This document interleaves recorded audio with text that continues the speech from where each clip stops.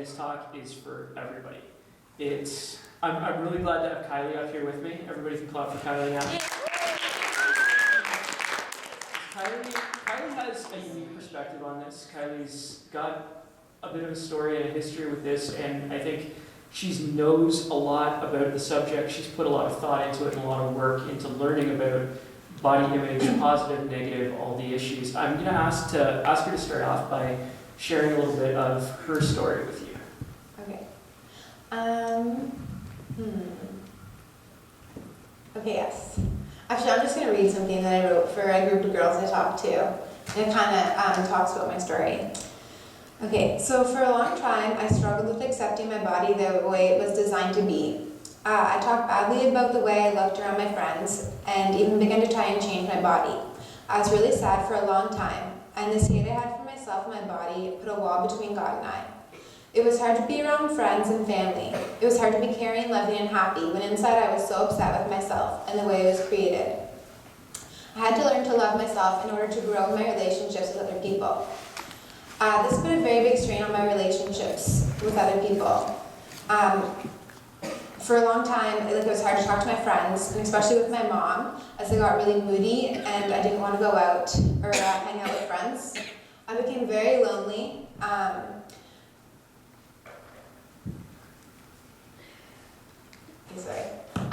I had throughout high school, I developed an eating disorder. So I went into a program at CHIO, the Children's Hospital, to get better. And while I was there, I got a chance to talk with professionals, and I got professional help. And I've learned a lot throughout that whole experience.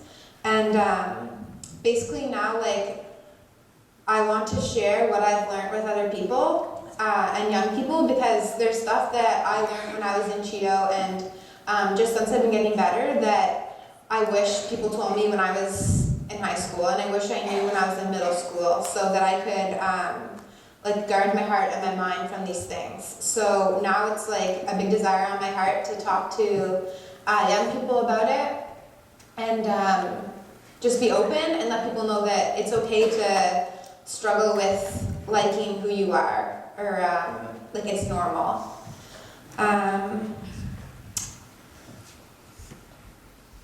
So because it was really hard for me to start on my journey of loving myself, it's become really important to me to let young girls and guys know what God says about you and your self-worth, rather than what the world leads us to believe is beautiful and perfect.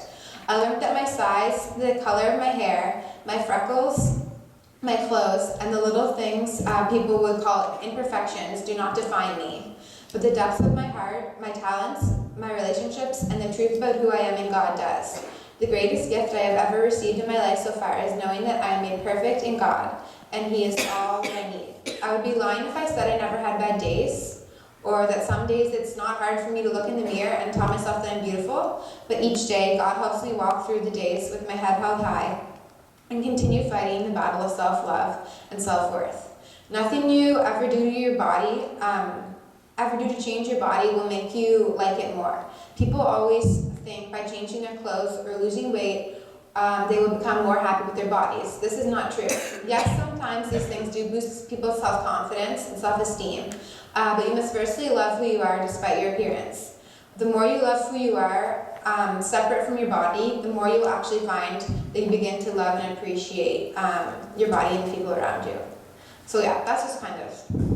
So thanks for taking us in a little bit of your story there. And I know you mentioned dealing with an eating disorder briefly, and I think we'll touch on that a couple of times as we talk, but this isn't a conversation about eating disorders. It's a conversation about body image in general. I know that, there may be some people here that are struggling with eating disorders, and I would love to have them talk to you about it. In this, if you are, there is somebody that will understand. But for today, I think that this talk needs to apply to everybody here, so we're going to broaden it out to body image, and I would like your definition of just what body image is, so that we can start off with the picture. Okay, yeah, so I guess body image is just the way that someone feels about how he or she looks, and it's one sense of self and the way you look. So it's not just about the way that you look, but the way you perceive yourself and see yourself as your body image. Okay, and this doesn't just apply to weight. No. So like you mentioned, your hair and freckles and Mm-hmm. things that are awesome on you, by the way. Yeah. But these are things that were difficulties for you? Not really. Those are just I just yeah. There's examples of other things that like people struggle with. So, but yeah. So, what would you define then, like body image? We've got a general thing. You can have good body image, bad body image. Mm-hmm. What does a good body image look like? It's an odd phrase. Like, what does body image look like? Mm-hmm. Like, how would you perceive a good body image? I think someone who's just confident with who they are, and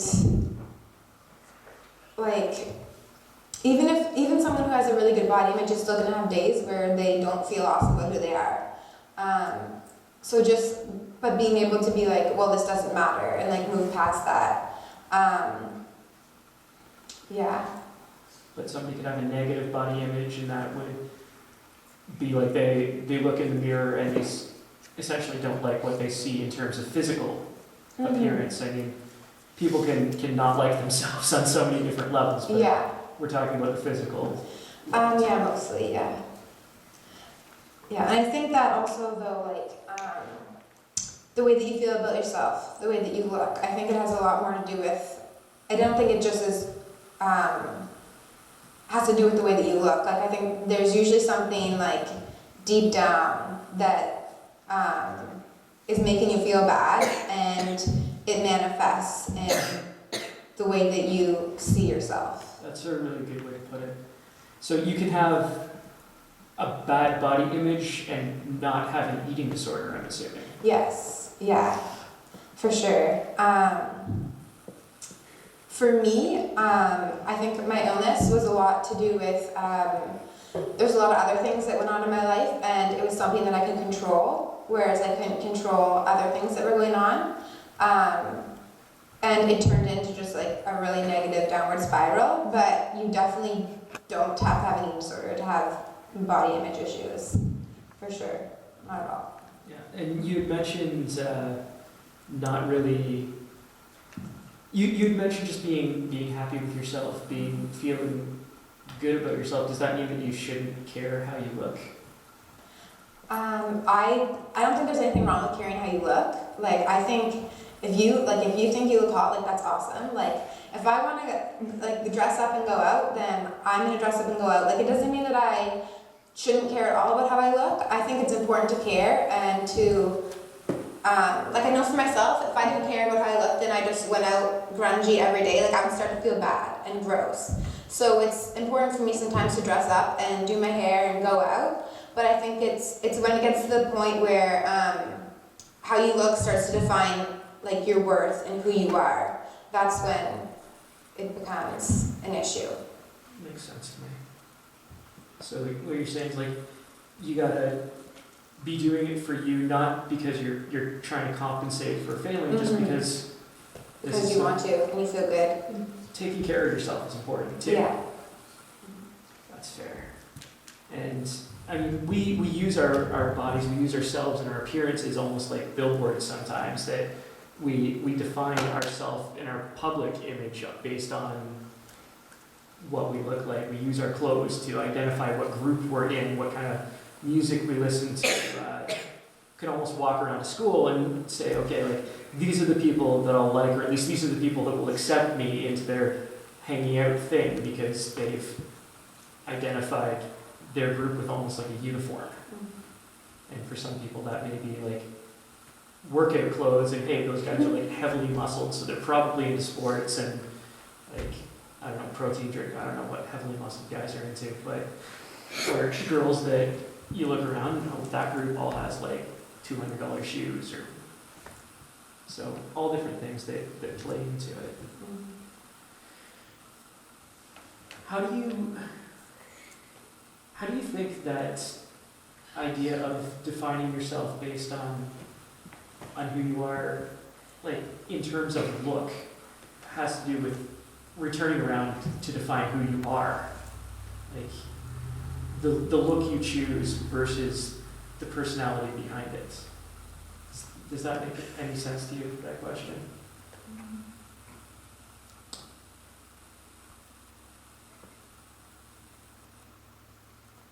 No? Okay. Yes.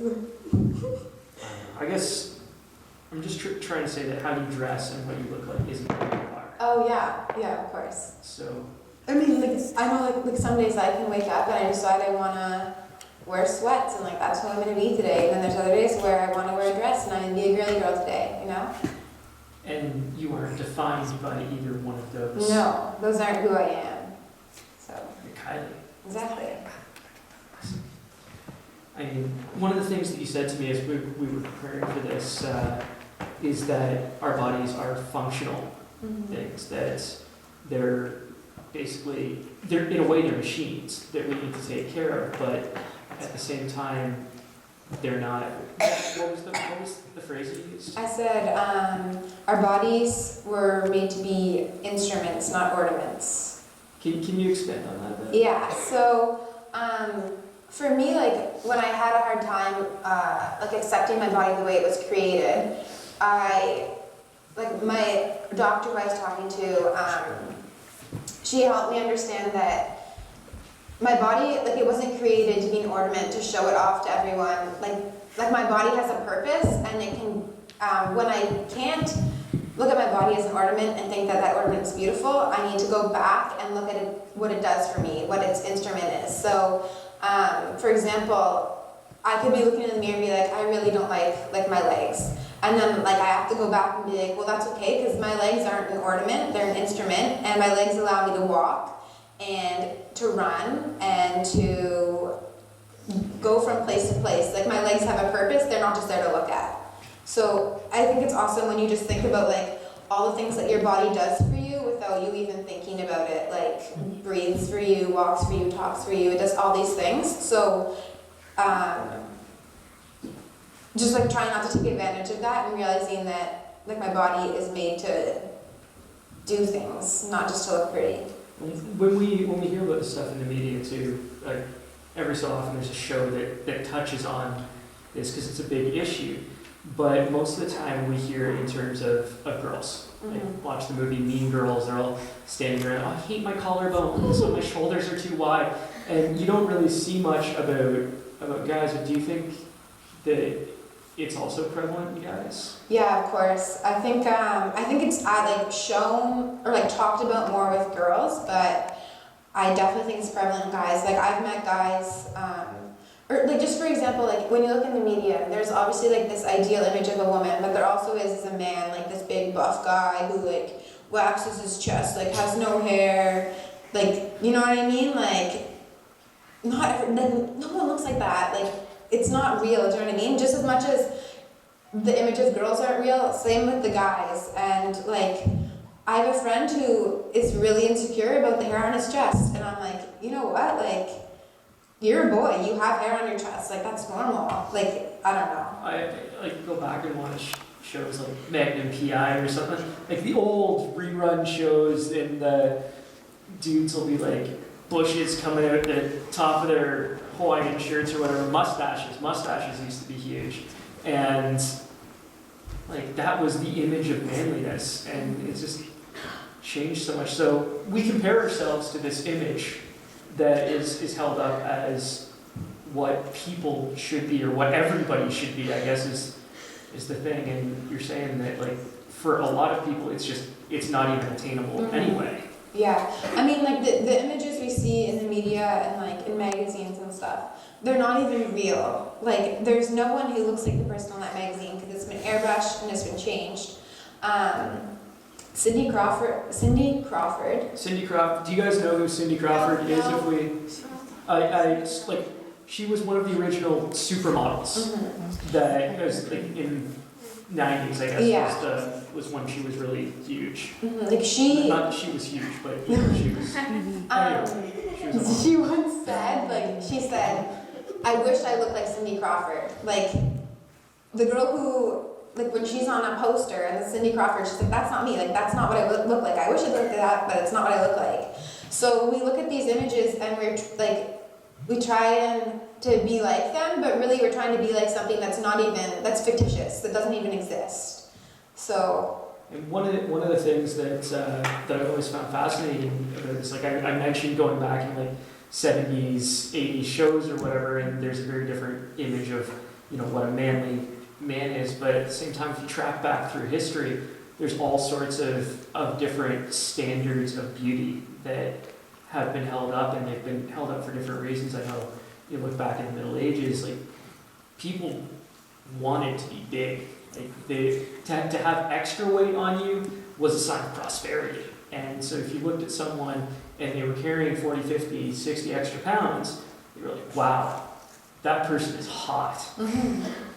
If, like, however they would say that, in however Shakespeare would put it. Anyway, or like there was an advertisement I saw from like a Mad Magazine type thing or Archie Comics. They're flipping through. I know Pastor Craig a few weeks back talked about the Atlas guy that like you need to be a big buff guy so people won't kick sand in your face at the beach.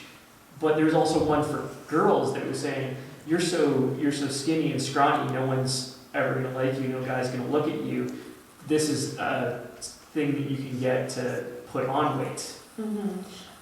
Yeah, like that's the thing too. You need to realize like you, as much as you try to be like whatever is like the ideal of beautiful right then, like it's going to change, and then in 2 years from now you're gonna have to try and change yourself again. So you have to learn to be comfortable with who you are and like where your body needs to be and stuff. And just for example, what you're saying about like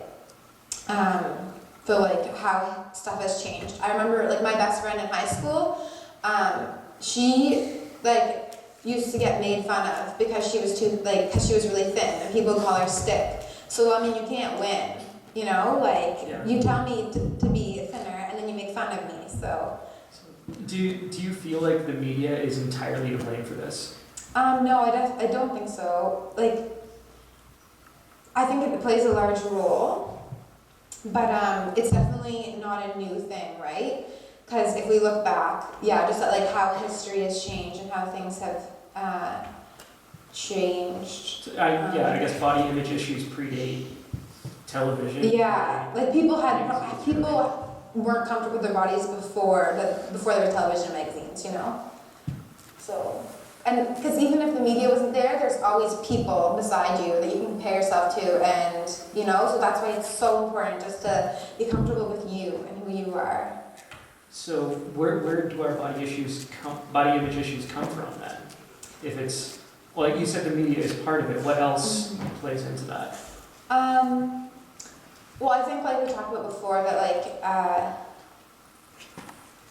sometimes like having bad body image can be like almost like a symptom of something else. Like there's something deeper inside of you that's like bugging you, and you have to like go to the root of that and figure out what it is. Like, I don't really know how to. That's cool. And I know that one of the things you mentioned was if you've got body image issues that you're trying to fix as a teenager, there's a whole other layer of problems with that. Yes. That you talked about the way our bodies change as teenagers. Did you have anything else to expand on that? Well, I guess just like for myself, I struggled throughout high school, being comfortable with the way my body was. But the thing is, like from grade 6 to grade 12, my body changed so much. So, like your body is growing and changing so much during that time, and like that's really hard for some people. But you also have to understand, like, if you try and change your body during that time, you're messing up like everything that your body's trying to do to make you be your body the needs human being, the adult. certain amounts of fuel to do what it needs to do, and stuff gets rearranged. No, for sure. That's cool. So, do you feel like for most, would you say most people have body image issues to at least some degree? Or is that overstating the issue? I don't know, like, I think it's different with everyone. Like, it bugs me how like prevalent it is, and like people don't even notice. Just like when like you're walking down the halls at school and you hear people talking about their bodies or about other people's bodies or about the way people look. Like just like I feel like it's always there, and like it shouldn't be. Like it shouldn't be something that's there. Or like if we all stopped looking in the mirror and saying, "Oh wow, does this thing make my butt look big?" Do you know what I mean? Like if we all stopped doing that, like would it be there? I don't know. So. Then let's keep cruising on. How do you feel like a negative self-body image affects your life? Like how does that play out if it doesn't play out in terms of an eating disorder, does it matter what we're thinking about ourselves when we look in the mirror? Yeah, I think the way that you feel about yourself has a huge impact on how you feel about others and how you relate to others in your relationship with others. I know if I wake up and I'm having a bad day, I go out and I scream at my mom, you know? Like, my mom didn't do anything wrong, but that's a reflection of me not being, like, happy with who I am that day. And, like, so it definitely, like, affects your relationships. And also, if you're not feeling totally comfortable with who you are, sometimes you'll go to other people to feel, like validation. Do you know what I mean? Yeah. And I mean, how we go to get that. I know people that have been in terrible relationships just because the other person was telling them they looked hot. And they got into relationships just so they would have someone to consistently tell them that they were attractive, or the fact that they were in a relationship proving to themselves that they were attractive, because if they were attractive, of course they'd be in a relationship, because then somebody would want them. And they've gotten into some bad situations. I think it affects how you treat other people too. Because when you're feeling bad about yourself, you have a tendency to find ways of making yourself superior to other people. Find ways of making yourself feel better about yourself compared to somebody else if you can't feel better about yourself on your own. I think that's where a lot of bullying behavior comes from. Yeah. Yeah, and just speaking about bullying too, like one thing I like to think about when I'm having bad days and I sometimes I say horrible things to myself in my head, or will bully myself, and I'm the kind of person who stands up for bullying for other people. So why is it okay that I'm bullying myself? That's not okay. And one general rule I like to think is Shayna. Most of you guys know Shayna. Shayna's my best friend, and if I wouldn't say something that I'm saying to myself to Shayna, then I shouldn't be saying it to myself. If you can't say it to your best friend, why are you saying it to yourself? You are, when it comes down to the end, you are your biggest cheerleader. You're the person who can get you through the day. You know what I mean? So as we're looking at our body image, a lot of that has to do with how we're thinking about ourselves. You said our self-worth. So as we're pursuing self-worth in terms of what we look like in the mirror, in terms of how we hold up ourselves, saying if I look good, or if I looked better than I looked now, then I would be more worthy. I know when I was in college, I had just met Vanessa, my wife. She was my wife then. I met her and dated her for a while before she was my wife. But in the time before I was even, it's a good way to do things. In the time even before we were dating, I met her, I started talking to her. I went down to the school's weight room and I was starting to try to work out. And one of my friends, "What are you doing? You're not a workout guy." And I was hating working out. "Why are you even down here?" "Well, there's this girl and I want to bulk up a bit so I look awesome and she'll like me." It's if you are if she is the kind of person that likes you because of the way you look, and if you think she'd like you more built than you are now, is this really the person that you want to be in a relationship with? Yeah. And that really hit home with me. And when it comes to relationships too, I mean, like they better like the person you were inside, because 10 years from now, when I'm popping out babies, like my body's not gonna look like this. You know what I mean? Like my body's gonna change, so they better like who I am. Yeah, I'm sorry to deliver the message, but unless you're John McElhaney, when you hit 30 or 35, your body starts going south, and that's just how it is.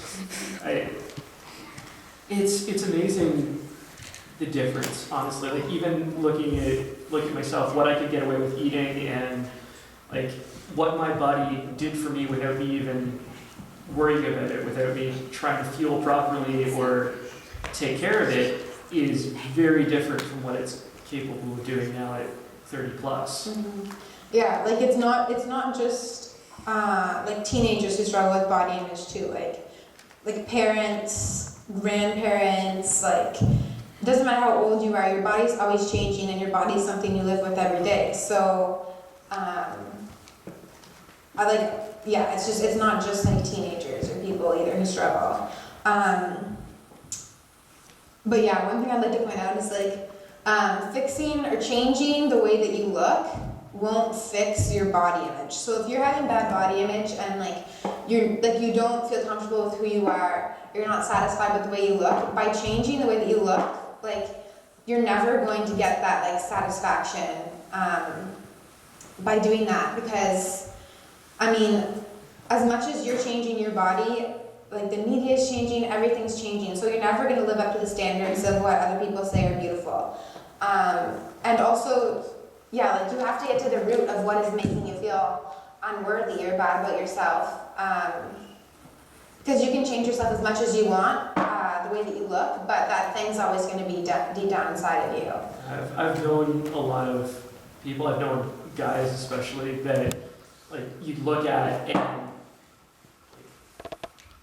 I want to look like that guy. And I'm sure for girls it happens in a similar way, that you look and like, wow, they look awesome. They've got it together, like they're working on other sports guys or whatever. And from actually getting to know some guys like that more personally, finding out, wow, these guys still don't like themselves and don't like their bodies, even though they've got like 2% body fat and shoulders like 4 inches out to either side of mine. And that kind of, like you said, fixing your body or developing your body is not going to fix the way you look at yourself if there's still something else that's not satisfied. Yeah, and like I don't think there's anything wrong with like dyeing your hair, having fun, and like changing the way you look sometimes. Like I think that's fun to do. It's just like, what are your motivations behind it? Like, why are you dyeing your hair? Are you dyeing your hair because you want to see what it's gonna look like and it's gonna be fun, or you're dyeing your hair because like you don't like the way you look? Once you dye your hair, you're not gonna like the way, like it's not gonna transform everything. Like it's not gonna change overnight, you know? I think some of the most like confident appearing people that I've known have been the most like insecure inside, and they've projected this confidence. So like when I've looked at people and thought, well, they look awesome, they've got it all together, they're really like projecting a false front. And a lot of the time you can see that in how they treat people. A person that has a false sense of self-confidence is something that they're putting on for everyone else. I think will often put people down. And when they treat other people, they treat other people in a way that's going to make themselves feel better. Yeah. Rather than make other people feel better about being around them. I think that's one of the key differences. If you're looking at someone and trying to figure out if their confidence is real or fake, it comes down to what they're doing with that confidence, whether they're feeding insecurities. And when you look at someone and their behavior, you can tell whether there's an insecurity there that they're feeding, or whether they are actually legitimately content in themselves. And like you'll know, like you'll want to be around those people, you know. And like and especially like when people think poorly of themselves, like especially now for me in my life, because I've been on both sides. So right now I'd say I'm in recovery. So I'm I still struggle sometimes. So right now I'm like just continuing to get better and better. And for me right now, like it's hard to be around people who talk negatively about themselves or about other people, because I've been there before, and it just like I think one of the most important things is just to surround yourself around like friends and people who make you feel good about yourself and make you feel confident. Yeah. Like no one's gonna be around, and no one's gonna want to be around you if, like, so many of my friends, I lost a lot of my friends when I was sick because none of my friends wanted to be around someone who's constantly putting themselves down and talking bad about themselves. Because the more I talk bad about myself, the more my friends feel like crap. So. I remember there was a time, it was probably about 6 or 7 years back. I was a new youth pastor, and one of my volunteers was a girl who, I mean, I never really noticed it on her, but she was big. Like, it wasn't part of my thought process in terms of how I looked at her. I didn't identify her as the big girl, but I was standing around talking to her, and I was like, I can't believe, like, I'm pushing 200 pounds right now. I've got to get this weight off. I've got to get down. And she just about cried because she was already so far beyond that she was feeling like me putting down the fact that I need to lose this much weight was making her feel like I was saying she was fat. Mm-hmm. Because if I was commenting on my size as being too big, then how much more than too big must her size be? So that kind of sensitivity wasn't even where I was thinking. How we talk about ourselves affects how other people are thinking. Mm-hmm. Yeah, and you have to be really careful with what you say as well, because I mean, just thinking back, like there's things that people said to me when I was young, like when I was 10 or like 8, that have affected me to this day. So, and the way I feel about myself. So you just have to be like super cautious about what you say. And just one thing also, like when I think about myself, and if I think that people are looking at me and they're like say I have a big zit on my forehead and I don't want to go to school. When I'm walking around school, I'm not looking at everyone's forehead for their zits. So not everyone's me looking at my forehead and notice my zit. You know what I mean? Like I'll be like, oh, check out my zit. And my friends are like, I would have known that if you didn't show me. So just like things that you think are important sometimes aren't. You just think, be like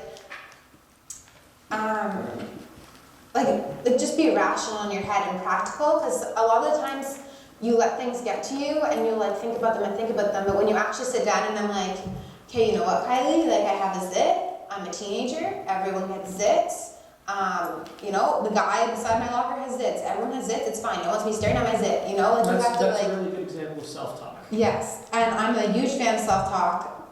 Self-talk, I guess, is just like talking to yourself in your head whenever negative thoughts start to come in. So, like one thing my friends from CHU and I used to always say is like, fake it till you make it. So, a lot of the time we didn't feel good about the way that we looked, and we dressed really crappy, or like just like not crappy, but like in sweatpants and stuff. And like sometimes, like after dressing in sweatpants every single day, I love sweatpants. Your sweatpants are awesome. But after dressing in sweatpants every single day, like I was dressing in sweatpants, this is the thing, I was dressing in sweatpants because I didn't feel comfortable wearing jeans, because I thought I didn't look good in my jeans. So eventually my friends and I, like we made a pact, like we all wear jeans one day a week together. And eventually like it just became a habit and became comfortable. So, I mean some days when I'm not having a good day, I just have to go out and pretend I feel good, and eventually you'll start to feel good.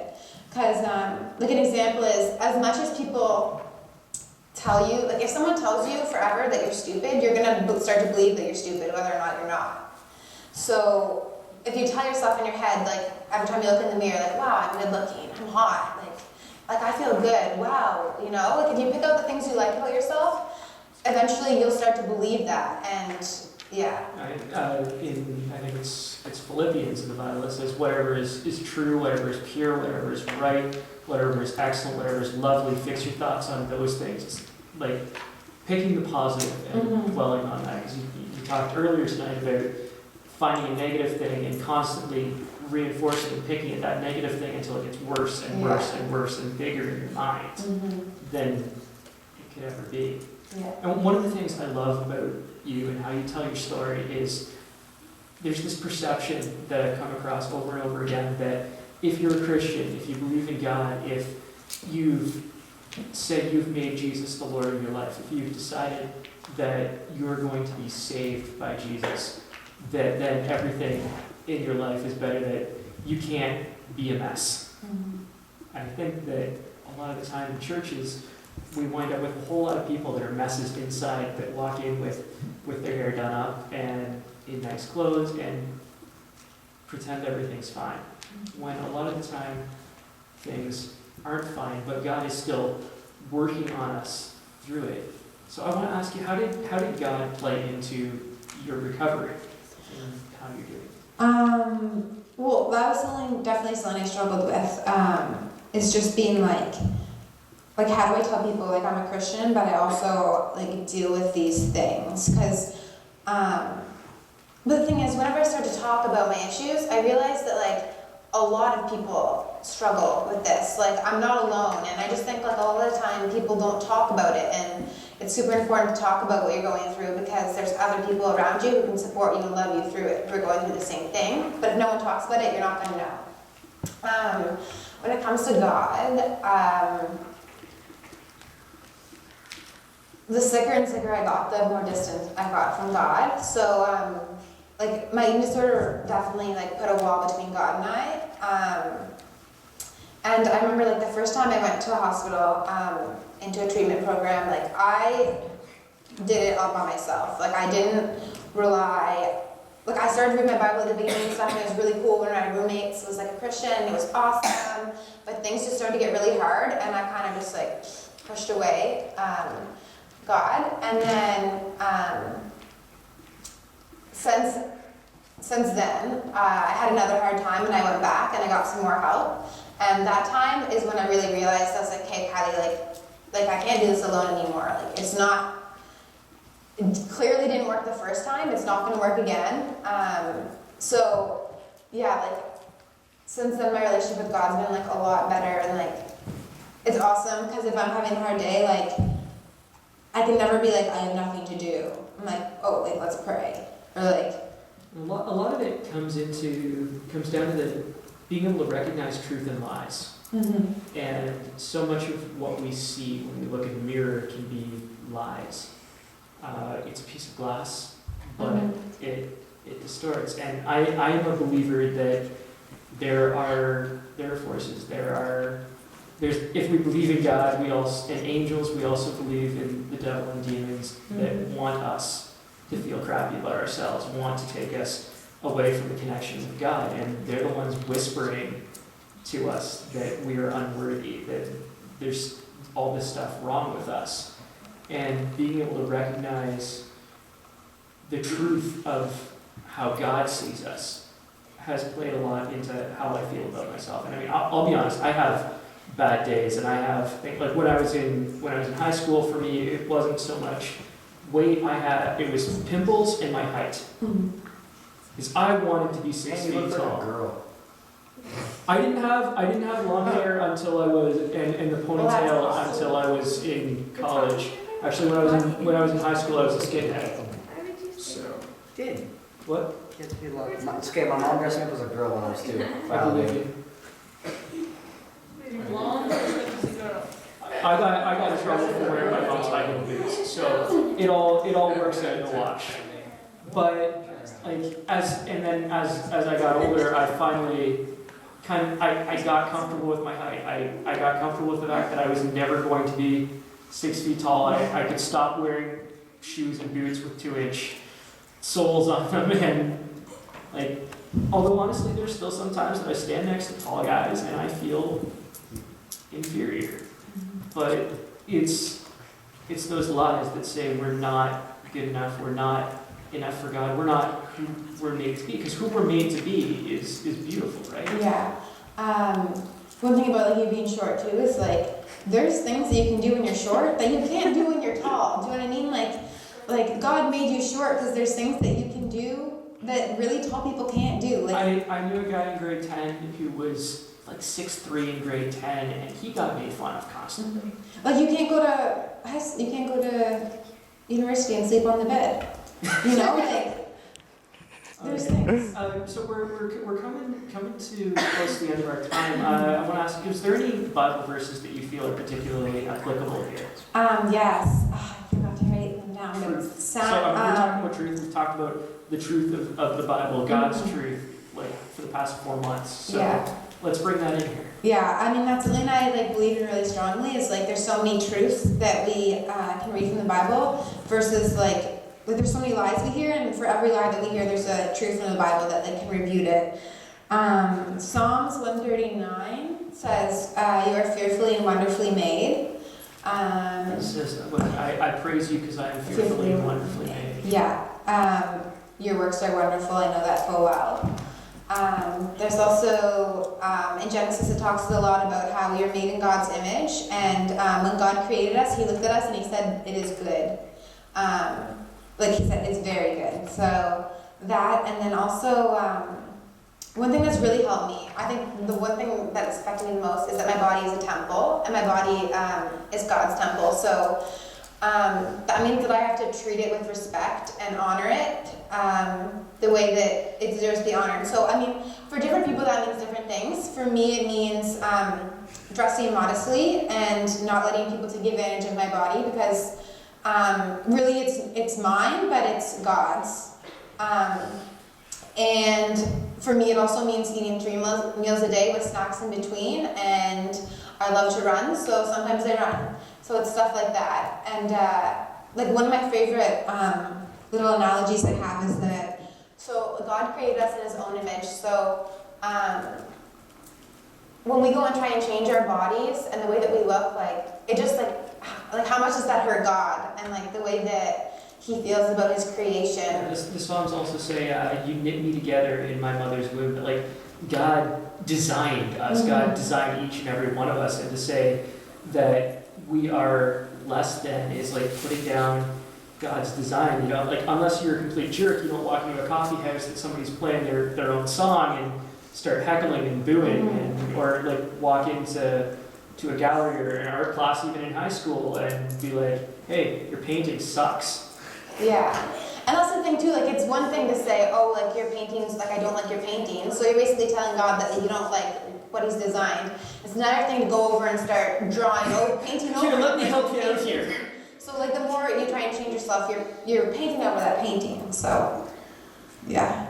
But so it's really a process of finding who God made you to be, and being comfortable in that, but not dishonoring it at the same time by changing it in any direction, but finding that unique place that you and your body are designed to sit, and taking care of it properly, but not making your body an idol.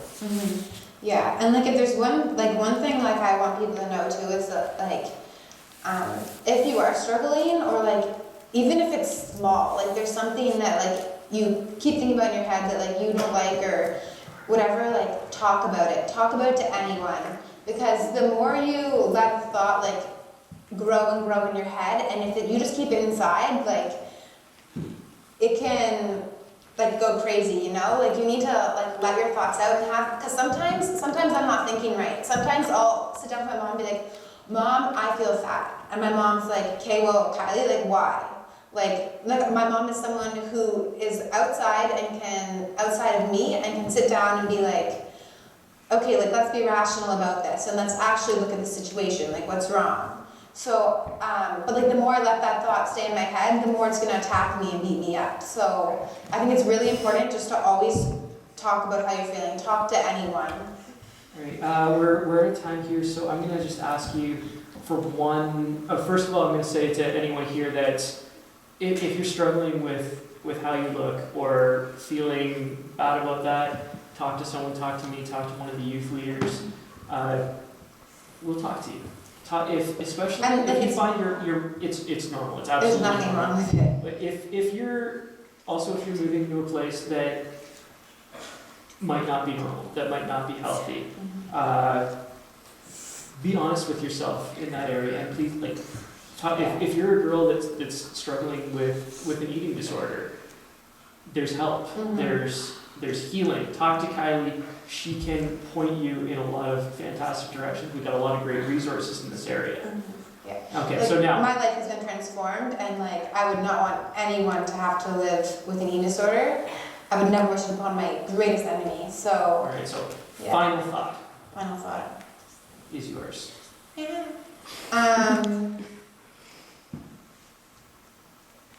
I guess just that it's a journey. Like, if you're not feeling great about yourself, like it's not going to change overnight. It's a journey, and it takes time and a lot of effort, but it's so worth it. And just transforming the way that you think about yourself, like it has changed my quality of life so much. Like I used to not have days, like I never had a day where I woke up and was happy, and now I mean, I don't know, this life's crazy and it's so good, and there's so many opportunities that I have now that I didn't have when I was so focused on how I looked and stuff. So One of the things that you said to me earlier that I think is worth mentioning is that the transformation comes from inside you. As you're renewed in your mind and your thinking, in your relationship with God, things flow out from there. You can't force yourself to think better. You can't force yourself to be better. It's something that happens through that transition.